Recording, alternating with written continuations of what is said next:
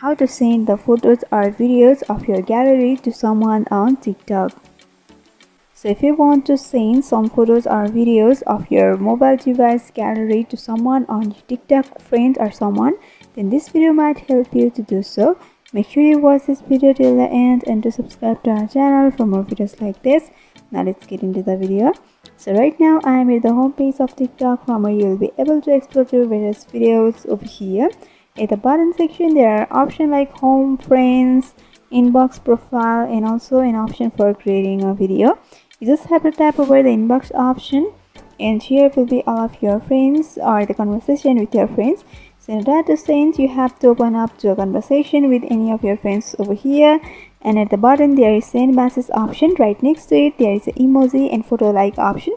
You just can tap over the photos, and all of the photos and videos of your gallery will be available over here. You just can tap over the photo that you want to send and go for send option, and by doing that you can see the photo is being sending. It will be sent after a few time.